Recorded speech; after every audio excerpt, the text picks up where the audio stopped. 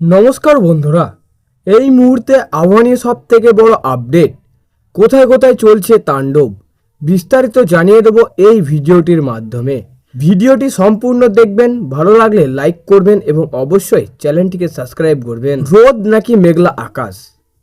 12ই March পশ্চিমবঙ্গের জেলাগুলিতে আবহাওয়া বড় আপডেট দিয়েছে আলিপুর আবহাওয়া অফিস। গত কয়েকদিন ধরে চলা আকাশ বৃষ্টির পর আজ দক্ষিণবঙ্গের আবহাওয়া কিছুটা বদল আসতে পারে, তবে এখন পুরোপুরি স্পষ্ট খবর দিচ্ছে না হাওয়া অফিস। আলিপুর আবহাওয়া দপ্তরের পূর্বাভাস অনুযায়ী আজ রাজ্যের উপকূলবর্তী জেলাগুলিতে হালকা বৃষ্টির সম্ভাবনা থাকলেও বাকি জেলাগুলিতে আবহাওয়া মূলত শুষ্ক থাকবে।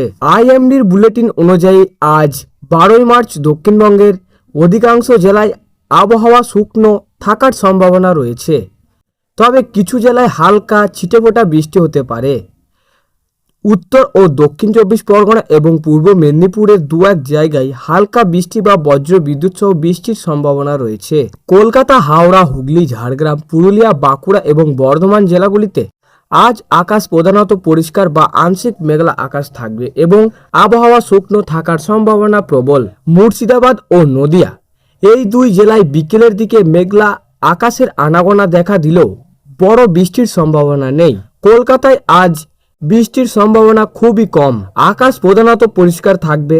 আজ শহরের সর্বোচ্চ তাপমাত্রা 32 ডিগ্রি এবং সর্বনিম্ন তাপমাত্রা 24 ডিগ্রি সেলসিয়াসের আশেপাশে থাকতে পারে। হাওয়া অফিস জানিয়েছে আগামী কয়েকদিন সর্বনিম্ন তাপমাত্রা বিশেষ কোনো পরিবর্তন হবে না, তবে আগামী 3 দিন পর থেকেই দক্ষিণবঙ্গের জেলাগুলিতে দিনের তাপমাত্রা অর্থাৎ সর্বোচ্চ তাপমাত্রা ধীরে ধীরে 2 থেকে 3 ডিগ্রি সেলসিয়াস পর্যন্ত বাড়তে পারে, অর্থাৎ বসন্তের আমেজ কমে গরমের দাপট বাড়ার ইঙ্গিত পাওয়া যাচ্ছে। আজকের জন্য দক্ষিণবঙ্গের বড় কোনো দুর্যোগ বা কালবৈশাখীর সতর্কবার্তা নেই। মৎস্যজীবীদের জন্য সমুদ্র উপকূলবর্তী এলাকায় কোনো বিশেষ নিষেধ জারি করা হয়নি।